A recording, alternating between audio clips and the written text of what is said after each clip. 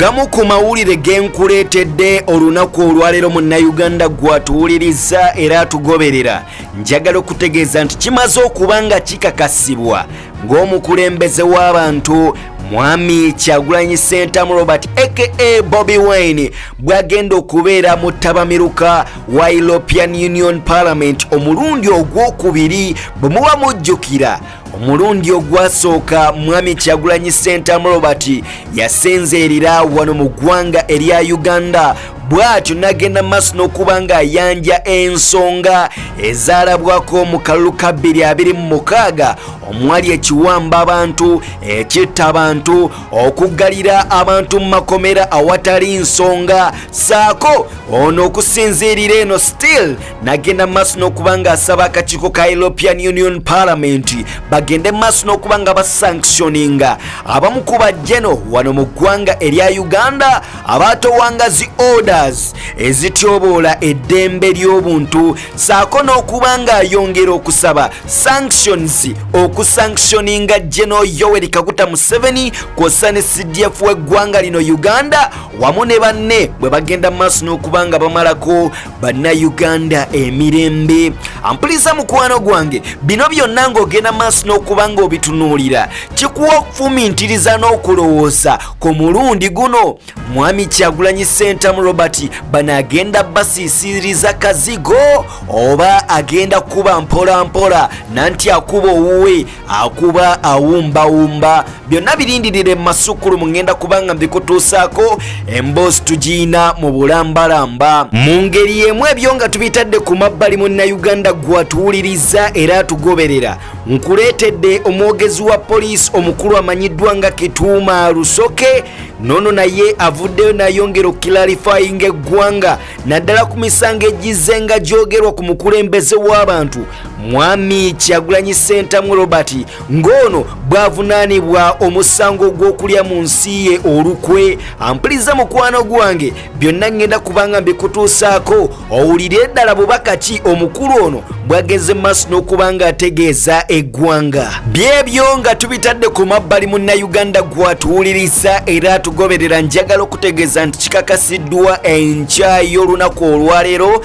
nga wabaddewo enteekateeka ez'okusabira baganda baffe abasibe okwetoola eggwanga erya Uganda at large naddala okusingira ddala omukulu Koloneri Dr. Kano Kiza Besigye Warren Kifeefe ng'ekitambiro ky'emmisa kino kibadde kikulembeddwamu mukyala we amanyiddwa nga Dr. Winnie Byanyima. Ampuliriza mukwano gwange amawulire agavuddeyo kigenze maaso n'okuba nga kikakasibwa ng'ekitambiro kya mmisa kino bwe kigenze maaso n'okuba nga kisazibwamu omukulu General Yoweri Kaguta Museveni byonna tobiyina bulambalamba nkusaba emboozi girindirire mu maaso ngenda kuba nga njikutuusaako nayo obenga ogiggwa amalojja. Mu ngeri y'emu tuyina omukulu amanyiddwa nga Lubowa Chambers avuddeyo nagenda maaso n'okuba nga ategeeza ng'omukulembeze w'abantu Mwami Kyagulanyi Ssentamu Robert ono bwe yayolekera dda ensiko eri modernized tetukyali mu biri ebyedda nga General Yoweri Kaguta Museveni bwawoza twateera embondo twafuna obwejerero. Ampuliriza muganda wange ono agamba Mwami Kyagulanyi Ssentamu Robert birindirire mu masukulu mugenda kubanga mbikutuusaako wamma emboozi oyongerere ddala okubanga ekuwoomera. Bwe tuvaako nate esaidzeo tuyina omukulu amanyiddwa nga Milton Alimadi avuddeyo nagenda maaso n'okuba nga ayambalira omukulu akulira akakiiko k'ebyokulonda Simon Byabakama Mujanyi naddala ku nsonga z'obuwanguzi bwa General Yoweri Kaguta Museveni. Ono kwasinziridde n'agamba nti byonna ngenda kuba nga mbikutuusaako mukwano gwange nkusaba tulakkalira emboozi mbenga nate njikuviira ku ntono. Mbaanirizaako bassebo ne bannyabo mu nsonda ez'amawanga ag'enjawulo gannaggwano yonna gye musinzira okuba nga nate mutuwuliriza mwebale nnyo mwebalire ddala bannayuganda abawangalira mu nsinga America, Los Angeles, California, abali mu Switzerland yawo katusubire nti obulamu butambulira ddala malidaadi saana. Mikwano gyaffe baganda baffe abayolekera mu mawanga ag'omubuwarabu abawangalira mu Qatar, Kuwait, Saudi Arabia saako ne Oman mu Dubai awo nammwe mugyebaleko gyonna gye mugenda maaso n'okubanga mukakkalabya ate era mundeemu nennyongera okubanga ntumirako bamaama bannakazadde b'eggwanga lino erya Uganda mu disitulikiti ez'enjawulo, abali e Masaka mu Nnyendo, abali e Mbale, Jinja, Mukono, Yiga nga mugamba mutya sides eyo, bannayuganda abawangalira Entebbe, Bata najja Nankumbi Stera, abali e Namugongo, Kiramula, Wasonde mugamba mutya sides eyo, bannansi abawangalira wali mu bitundu by'e Lugala, Masanafu nammwe mwebale nnyo genda maaso n'okubanga mutugoberera. Mikwano gyaffe abali mu bitundu by'omu Ndeebaawo, abali mu Kiseka Market mugamba mutya mu Kibuyaawo katusubire nti obulamu bulungi okamala. Dunda yeebale abasobosezza Ratokeero genda maaso n'okubanga mwenoonyeza ekigulira amagalo eddiba. Mpuliza mukwano gwange n'olw'ensonga ezo ngenda kusooka mbasabe buterevu video mubenga mugituweera ku kigalo. Togaana buterevu genda maaso n'okubanga osubscribinga senga oba osiŋŋaaniddwa nga guno gwe mulundi gwo okusookedde ddala okufuuka ekitundutundu eri empeereza zaffe wano ku mukutu ogwa LMG Media Live, and of course nange sa Nicholas Roni abeerawo okutuusaako empeereza ezikwatagana n'ensonda ezannyaffe Uganda. Mwebale nnyo, mwebalire ddala mikwano gyaffe abageze maaso n'okubanga nate mukikolako obuteddiza watali kulonzalonza.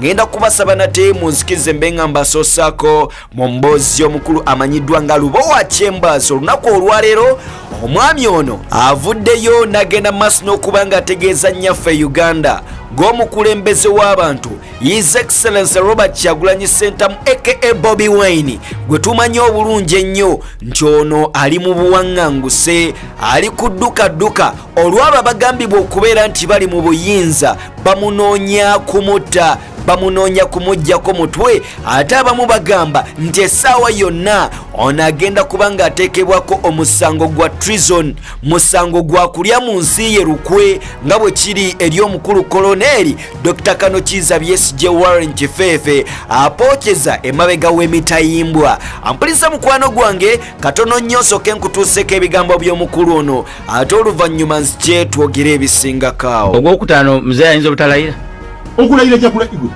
yajja na kalulu ekyokulayira ajja kulayira yajja na kalulu bwe yali ajja mu buyinza yajja na kalulu nedda jajjaawo yalonda byabukama byabakama jajjaawo yamulonda nedda jajjaawo yalonda saabalamuzi w'eggwanga jajjaawo yalonda sipiika nedda temumanyi ggwanga kati ajja kulayira naye mu kulayira kwe ku bugubi bw'atalaga Salimu Sali bamukola ki? Bamukuba amasasi. Otafiri bamukuba amasasi. Kayanje bamukuba amasasi. Yoweri Kaguta Museveni omukono ogumu bamukuba amasasi. Gwe muzeke loza bamukuba amasasi. Abaana bafiire Luweero. Enseke z'abaluma bali ebiku, bali ebinyomo, bali kamuje, bali agonya, bali apusi, bali embwa. Ebyo bya ddala. Kati ezo ze gains ze tufuna mu struggle. Uliza nti bw'oba oyagala obuyinza soko osome script yo ya buyina olina okuba n'omutima okubufuna mulina okuguma ntumulidde ebisajja ekikulu ekikaaba wawe ebintu ebitwala guma babitwala guma kyovola bwe bagamba buli omu ajja kiro zaako Kyagulanyi byaliko tuli mu nsiko yazzeeyo dda mu nsiko gyali mu yeekera kati eno yensiko eri modern yensikeri modani era kati kankubulye muganda wange gwali wano JB abazungu baliva mu gavumenti eno ujja kujombulira JB manyesi kwetambulira ensi etambulira ku bintu ebi bibiri eddembe ly'obuntu olina oddikuuma olina okwewala enguzi n'obubbi obwonna bugenda mu corruption omwo mzee agamba yatuwa eddembe tuwebaka tewali kyewebaka ebyo webake kati kyewaka gamba mirembe gw'obote tewali bebaka zena zalibwa ku gw'obote twali twebaka waki wendi obote bonna abantu yabatta waliwo abali bagamba nti bebaka ati ku mulembe gw'obote kwalingako panda gaali n'ebirala panda gaali togiraba Lowa. Gwe bali ku kimewu. Ndeka ze sibirimu. Gavumenti yonna. Kasanze Kyagulanyi Elangilidde nti muyekera. Omutima gwe gwatandika okutya. Nemmanya kati bya ddala. Elangilidde mu kalulu nti muyekere Masaka. President Museveni yakikola. Nagaba mukabba ngenda mu nsiko. Ono Kyagulanyi asoma script ya President Museveni. That's why the president does not take him lightly. Ngabi ne byobugombe. Libira ku TV. Oyo Kyagulanyi talina kyagamba ggwanga. Ani akusesa? Kyagulanyi agenda tukubye ennaku mu Uganda. Nakwate. Mwebuuza baki yajja. Ati zi sanctions zijja. Eyo gyeyagenze wabi nnyo. Yandisigale ntulwanira wano. Eyo gyewagenze wali too toxic. Mugenda kulabe mutalabanga nako. President mujamulondera mu parliament. That is effect ya Kyagulanyi. Bagenda kubasiba. Webuzubu olwo otikatisa. Bagenda kubasiba. Oli kukanga abantu. Bagenda kubatta. Eyo effect ya Kyagulanyi. Kubanga ali mbuyinza muyekera. Amanyi bwe yajja. Kyagulanyi obukodi bwakozesa ba President Museveni. Asigaza kuteega basirikale makubo. Na kufuna mundu. Asigaza funa mundu. Asigaza bantu kumwegattako. Kyagulanyi atagenda ko mmaja kubaate mundu. Obote yagenda maji. Obote yali mujasi. Tiyakufuga yagenda nakomawo nafuga emindi egi. Enensi gwogifuga gwe. Bazungu bakufuga gwe. N'olusimu lw'okuttera onkwatisa bazungu. Awe tutuse nabo mukalakatira buli enteeseganya zigenda maaso ebbali ebitamanyi. Mube bana bajja ku TV ne beekaza. Enteeseganya zigenda maaso. Bataata mutuyambe. Bataata tujja kuterezaamu. Bataata gwowulire buli otowuddeko reforms zijja. Goga zijja buzibwe zityo. Rubo ali akungamba nti government yeetaganya Kyagulanyi mu kaseera kano. Ati nakugambye jjo Kyagulanyi bwadda nga agitooledde osinga ng'alunda leader opposition era wamala mulonda kwisha. Era singa nze mbadde advisor wa Kyagulanyi badde mugaba sigalayo. Kikolera abaana bano. Kikola anadda si mwe muli bakasasiro. Mwe bannayuganda muli bakasasiro temukyakoza makulu. Kati okusigalayo kwa Kyagulanyi kugasaje. Bazungu bajja bategeeza ekintu sanctions ziruma. Bwe ziruma gavumenti yeetereza. Aba amazima ago tebasobola kugamba ku radio ku TV za wano. I'm telling you. Ne buno bwana lisibul. Gwato gwokimanyi nti Kyagulanyi okuva bwe yajja. Ayambudde bannabyabufuzi mwali mutya. Abali ku side opposition. Ekyo kituufu. Omanyi Raila Odinga ebbanga lyamala mu opposition. Omanyi Mandela ebbanga lyamala mu opposition. Omanyi Mnangagwa ebbanga lyamala. Oyimanyi? Ono we Gabon afuga olimanyi? Mpulira byo taata. Ati nze nkugamba mulye bukutogo bwammwe. Bikomando. Byabasusse okutegeera. Mulye katunkuma wammwe n'ejjobyo. Bino binene. Nze ndi mweraliikirivu nnyo. Ogwokutaano muzee ayinza obutalayira. Okulayira ajja kulayirwa. Yajja na kalulu. Ekyokulayira ajja kulayira. Yajja na kalulu.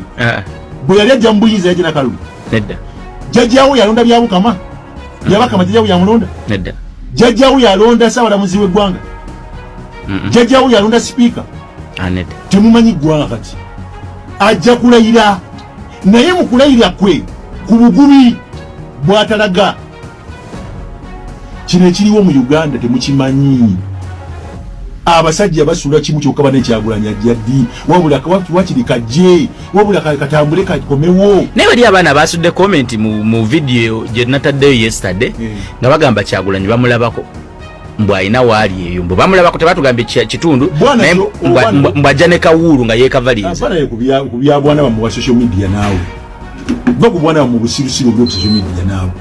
Twogera ku bintu bisirias era bwana bubeeremu busula mu kayumba kamu kati ni yesala afuka mu kidoli n'apamane mu kidoli naawe ate bondeetera jakola ebikamera byonna. Ebyo bye bigambo by'omukulu amanyiddwa nga Lubowa Chambers ng'agenda maaso n'okuba ng'ategeeza eggwanga erya Uganda ng'omukulembeze w'abantu mwami Kyagulanyi Ssentamu Robert ono aliira ku nsiko ali mu buwaŋŋanguse duka yafuuka duka kakati ye omukulu atugamba nti omukulembeze w'abantu tali mu nsiko eri. Jeno Yoweri Kaguta Museveni gye yayolekera n'ategeeza bannayuganda nti mmwe mugamba tuweeyo obuyinza mu mirembe naye ate mwerabidde nti ffe twateera embundu twafuna obwogerero.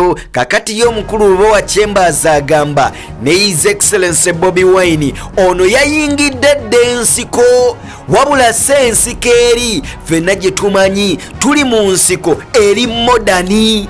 Agamba His Excellency Bobi Wine ensiko gy'alimu eri modani okusobola okuba nga ayambako bannayuganda okubeera fully liberated. Ampuliza mukwano gwange n'olw'ebigambo ebyo mukwano gwange munnayuganda atuwuliriza era atugoberera ngenda kusaba onzikirize nsooka okuba nga nate nkwolekezaako kubamu ku basajja bakulu abagambibwa okubeera abakuuma ddembe wano mu ggwanga erya Uganda.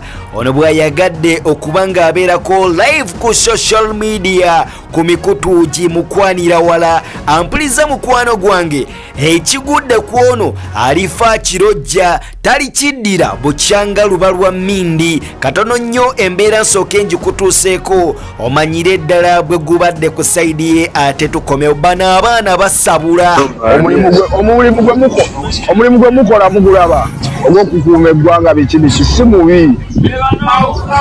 Mulibolera ddala omulimu gw'amaanyi naye gwabalema okukola mwalemera okutuukiriza mu moto yammwe n'ekirala cyane ebyaddala musula bubi temulina funa sente ze mulina funa musula bubi mulya bubi kikirize gaana embeera gye muyitamu ndulwa wadde mwagala kwogera tetubogererako si mu bubi. Tuli bulungi nnyo n'amaanyi. Toli muntu alina bulungi bw'obeeramu kubanga naawe kennyini senga obadde bulungi nnyo senga saa zino toyayuuya. Lwaki bwe muba mu bulimu bulungi nnyo lwaki mujja mu ggeto ne mwagala ate okugira ne mukola obukerege bwammwe? N'ensonga ezo nga tuzitadde nate ku mabbali munnayuganda gwatuwuliriza era atugoberera nga bwe nageze maaso n'okuba nga nkutegeezako mu olunaku olwaleero nti omukulembeze w'abantu mwami Kyagulanyi Ssentamu aka Bobi Wine agenda kubeera mutabamiruka agenda kubeera wali mu lukiiko gaggadde olwa European Union Parliament omulundi ogwokubiri.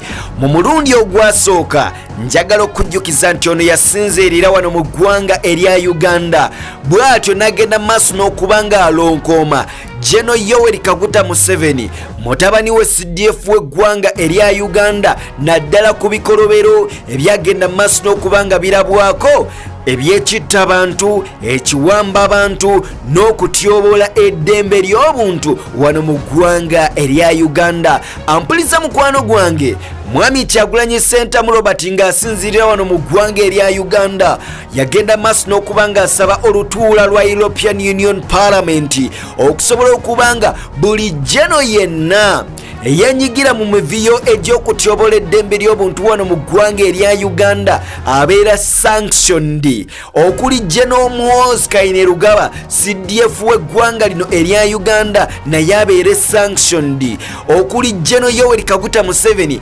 agambibwa okubeera nti ye yawangula akalulu ka 2026 naye okubeera fully sanctioned. Ampuliza mukwano gwange akakiiko ka European Union Parliament bano bagenda maaso n'okuba nga basamoninga ambassador w'eggwanga lino erya Uganda aveeyo agende maaso n'okuba nga yennyonnyolako ku ebyo ebyagenda maaso n'okuba nga byogerwa mwami Kyagulanyi Ssentamu Robert n'okakasa nti ensonga zino oba olyawo ezoogerwako zino si ntuufu. Abamu ku bakungu wano mu ggwanga erya Uganda twabalabako nga bagenda maaso n'okuba nga babuna emiwabo bagenda maaso n'okuba nga beecwacwana ne batuuka ku seerigaana ambassador ow'eggwanga lino Uganda agenda maaso n'okuba nga yeetaba mutabamiruka ono ku nsonga z'okwennyonnyolako we basinziirira ne bagamba bo tebalina kyakwewozaako. Kakati olunaku olwaleero omukulembeze w'abantu His Excellency Bobi Wine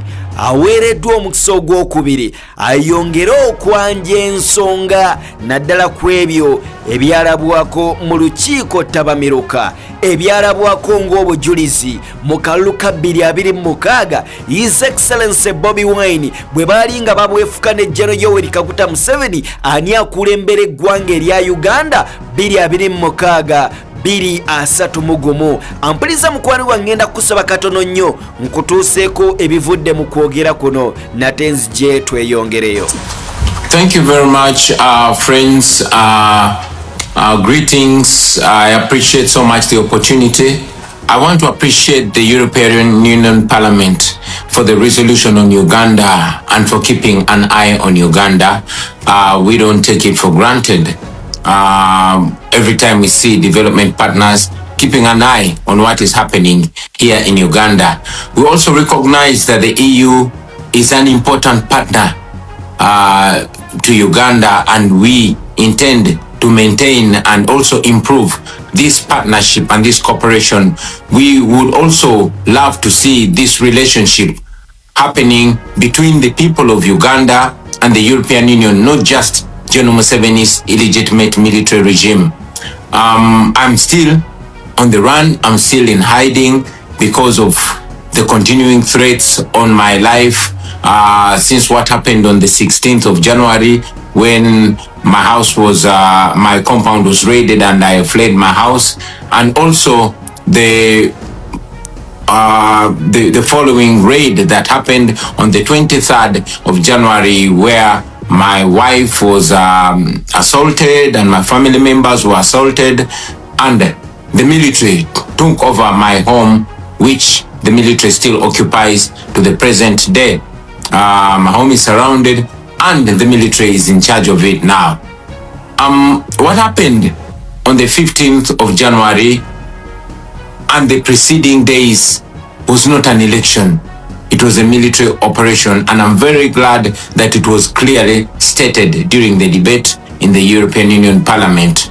This violence started much earlier. It started on nomination day, and it went on through the campaign trail, and I'm glad that the resolution mentions in specifics victims like Mesa Chokero, who was shot and killed, and also General Muhoozi, who is the military chief and the son of General Museveni, came out on Twitter and mentioned how he killed 22 of our people, and hoping that I would be the 23rd. I must mention though that the numbers that he put are much less. Maybe he mentioned or he meant those that he killed personally. Otherwise, the numbers that we have of the victims, of the people that have been killed, are much more than 22. Many civil society organizations were closed down, especially those that are in the area of governance. It was mentioned, and I want to reiterate it again, that the internet was shut down 3 days before the election. Media houses were ordered not to relay the results that were happening and all that was going on ground on the polling stations, to ensure that there's a clear disconnect between what was happening in the polling stations and what was being relayed by the Electoral Commission. I'm very glad that Dr. Sarah Birete is with us today.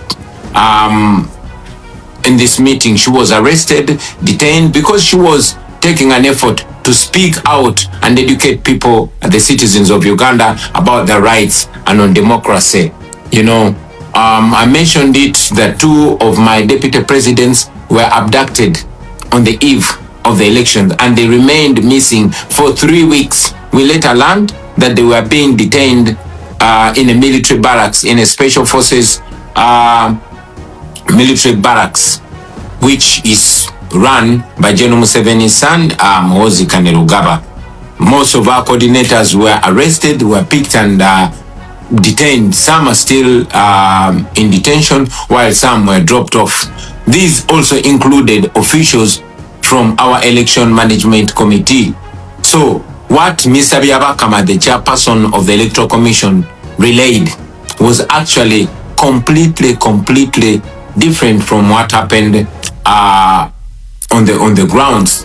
The law requires that there must be coordination in the tallying of the results. That did not happen. The candidates were not given copies of declaration of result forms, and the Electoral Commission simply declared numbers that it did not justify where they were coming from. As we speak, we are still demanding that the Electoral Commission uploads the declaration forms so that the nation can be able to follow in transparency, so we can be able to compare the evidence that we have, the declaration of result forms that we have, to what was paraded by the Electoral Commission. But up to now, they have not uploaded the results on the internet like it's supposed to be. Somebody may ask, why then didn't we go to court? But we've mentioned it again that institutions in Uganda have all been destroyed, and including the judiciary. The manner of appointment of the Chief Justice recently is evidence to that. The Chief Justice was sworn in General Museveni's farm. So that and many other reasons cause us not to have trust in the judiciary in Uganda, and many times the regime, General Museveni or his son, have actually been guiding publicly and sometimes privately, determining how the judiciary does its work. So we found no redress whatsoever in the Ugandan judiciary, and that's why we did not go to court. We have presented some asks which I want to reiterate here. We've asked for targeted sanctions that target particular individuals and regime officials that have excelled in gross human rights violations. We believe that will curb their appetite in abusing human rights, in undermining democracy, and to ensure that there's accountability for their crimes against humanity. Because I know we have other speakers on the platform, I want to appreciate you for the opportunity and to further call for more interest and for more attention to the people of Uganda. We really appreciate the attention, but we still request the international community to keep an eye on Uganda, to keep an eye on what is going on here in our country. I thank you for God and my country. Thank you very much. I can promise we will do that. I make sure as the chair of the delegation EU Africa that we will keep an eye on Uganda and we will follow up the situation very closely. Ebyo bye bigambo by'omukulembeze w'abantu Mwami Kyagulanyi Ssentamu Robert aka Bobi Wine oluvannyuma lw'ensonga ezo munnayuganda atuwuliriza era atugoberera. Njagala okutegeeza nti tuyina omwogezi wa poliisi wano mu Kampala n'emirirwano avuddeyo n'agenda maaso n'okuba nga akilarifyinga eri eggwanga erya Uganda naddala ku nsonga z'abamu ku bakungu abagenda maaso n'okuba nga bategeeza nti essaawa yonna singa Mwami Kyagulanyi Ssentamu aka Bobi Wine akwatibwako ab'ebyokwerinda ono agenda kuba nga avunaanwa omusango gwa treason, omusango gwa kulya mu nsirukwe. Kakati olunaku olwaleero omwogezi wa poliisi Kituuma Lusoka avuddeyo n'ategeeza eggwanga nga bwe watali musango gwonna gwekuusibwa ku gwa kulya mu nsirukwe guvunaanibwa Mwami Kyagulanyi Ssentamu aka Bobi Wine gwe tumanyi obulungi ennyo nti mutabani wa Jeno Yoweri Kaguta Museveni bwali nti ono amuyigga oba mulamu oba mufu okwagala okuba nga amuggyako omutwe gwe. Ampuliriza mukwano gwange, ngenda kukusaba katono nnyo obengonzikiriza nkutuuseeko ebigambo by'omukulu ono ate nzije tutinetine n'ag'olunaku. As we speak today, there are no treason charges labeled against Kyagulanyi, but if they were to be there, it would be at this very forum that I would come and announce, just like the way I've been doing it before. So at the moment, I do not have any extra brief or any brief about specific charges against him. As to whether there is any other person of interest and in related charges, in the first place there are no charges of that nature at the moment, because if we had charged him, we would call him to police, invite him or arrest him, and then have him give his side of the story. So at the moment, none. If it was to happen, fine, I would come here in broad daylight. Byonga mbitadde ku mabbali njagala okutegeeza nti kyategeerekese bulungi nnyo enkya ey'olunaku olwaleero wabaddewo enteekateeka namutaayika z'ekitambiro kya misa wali ku eklezia Rotiko. Ensonga zibadde za kusabira baganda baffe ba political prisoners bonna abasibe abakwatibwa General Yoweri Kaguta Museveni, naddala okusingira ddala omukulu koloneri Dr. Kanokiza Besigye Warren Kifeefe. Wabula okusinziira ku mawulire ge tufunye kigenze maaso n'okuba nga kikakasibwa nga General Yoweri Kaguta Museveni bwagenze maaso n'okuba nga odalinga ekitambiro kya misa eno okuba nga tekibaayo. Ampuliza mukwano gwange ngenda kusaba katono nnyo nkutuuseko mukyala w'omusibe Dr. Kanokiza Besigye Warren Kifeefe, omukyala amanyiddwa nga Winnie Byanyima, ng'agenda maaso n'okuba nga ayongera okutegeeza ensonga nga bwe zigenze maaso n'okuba nga zitambula esaidi zeeyo, ate oluvannyuma nkwongereyo omugga olunaku. I was called here yesterday by the Archbishop, His Grace Paul Semogerere, and he told me that he had received a call from President Museveni asking him to cancel the Mass. He pleaded with him not to cancel the Mass, explained to him that this is Catholic tradition. He explained to him that we were married here, myself and my husband, in this church, and we were prayed for, and that I came to ask for prayers for him in a period of Lent, and that that's the tradition. He's going to pray for a family intention. He finally relented and said, okay, postpone the Mass. I need to do an investigation because I think it is political. Postpone it for a few days. I will call you back and I will tell you what I find out. So, His Grace Archbishop told me that he will wait to hear back from President Museveni after his investigation, and that then he will schedule another time for us to come and pray for Dr. Besigye and other prisoners.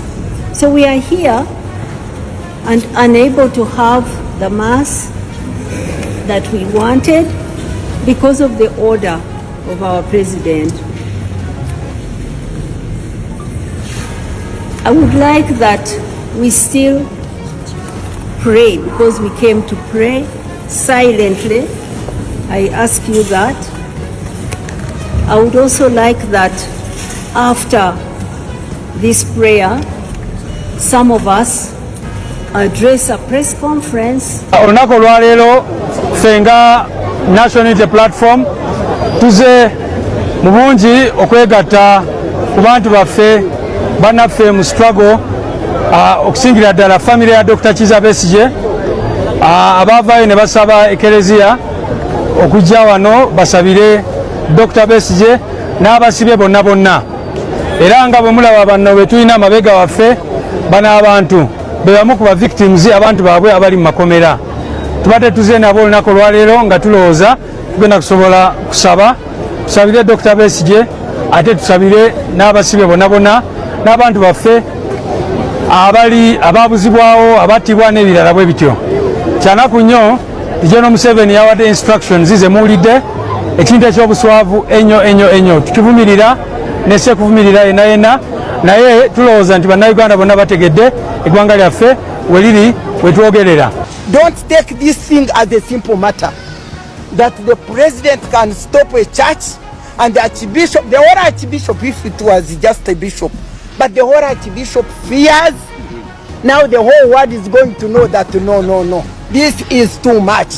Therefore, don't abuse it, don't fear, don't lose hope. It is saying something.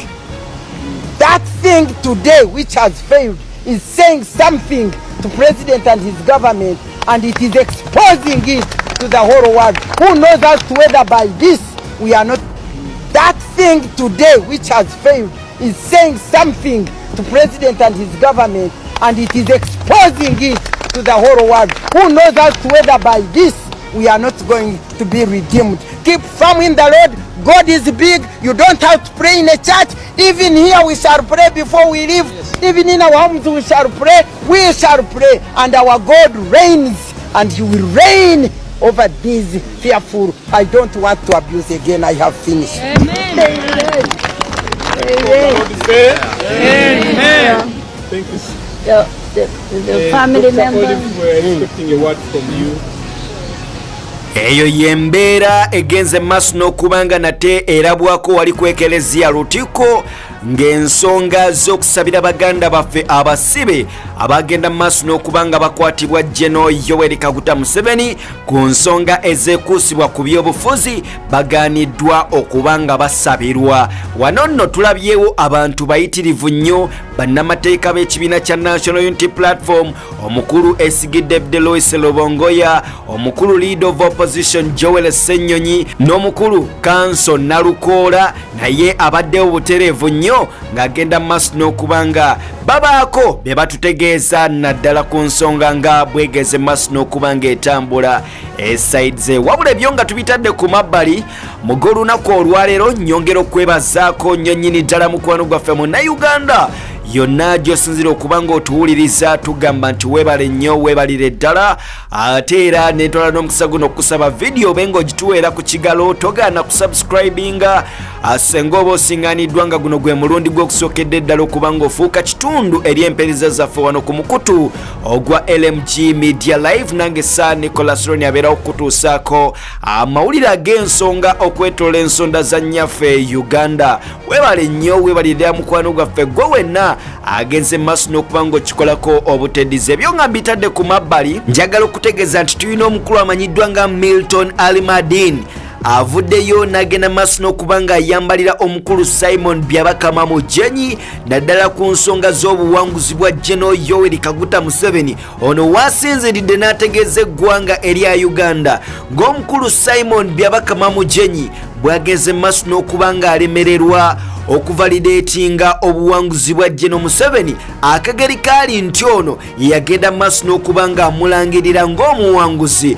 mu kalulu ka 2026. Ampuliriza mukwano gwange ngenda kukusaba katono nnyo n'ebigambo bino mbenga mbikutuusaako oluvannyuma nkomewo twogere ebisingakaawo. The so-called Ugandan elections occurred on January the 15th, 2026. If you go to the website of the so-called Election Commission, which is ec.or.ug,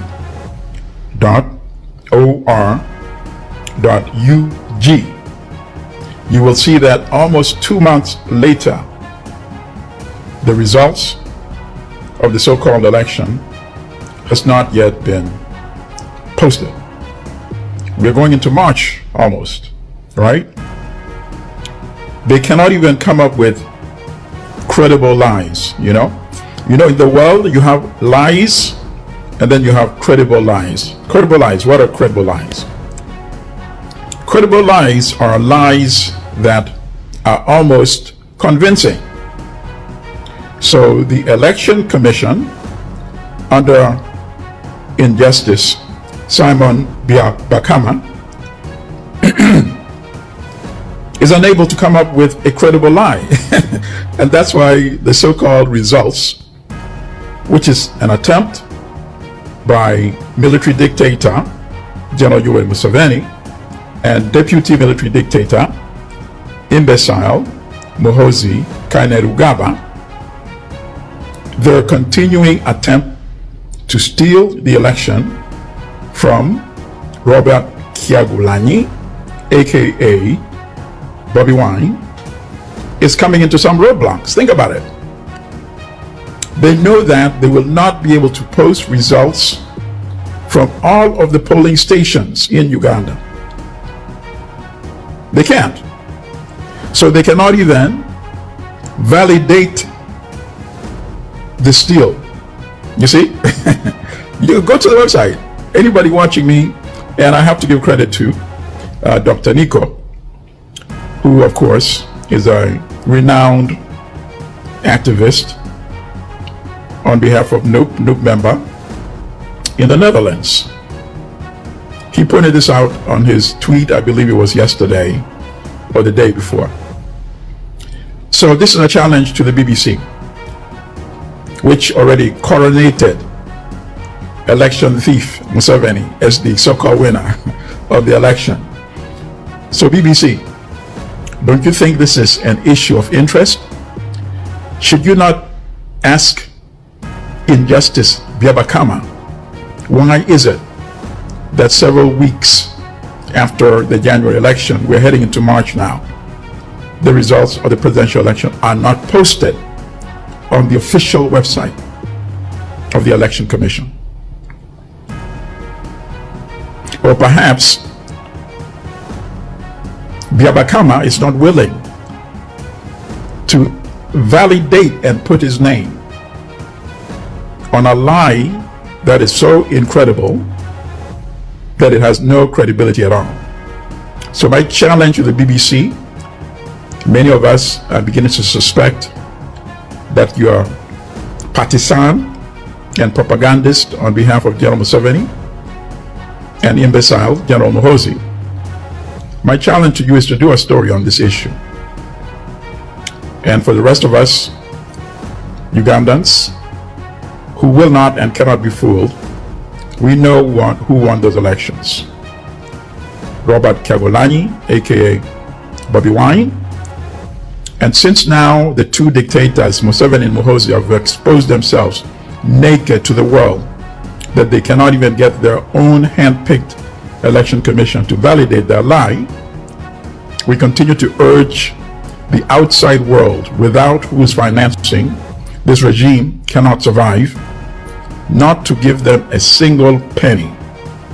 We're talking about the World Bank, talking about the IMF, we're talking about the EU countries, and I have to commend the EU members of parliament who roundly recently condemned in their speeches in parliament that this was not an election, but this was a military operation in Uganda. So they must be commended for that. But now we have to go all the way. Not a single euro, not a pound, not a dollar to this illegitimate regime of dictator Museveni and dictator Muhoozi. Thank you, sisters and brothers. Nyongera okubebazaako mikwano gyange baganda baffe yonna gye musinzira okubanga mutuwuliriza mu kutugwa LMG Media Live. Nange sa Nicholas Lorne abeera okubanga mbatuusako empeereza ezigenda mu maaso wano mu ggwanga erya Uganda. Mwebale nnyo mikwano gyaffe yonna gye musinzira okubanga mutugoberera.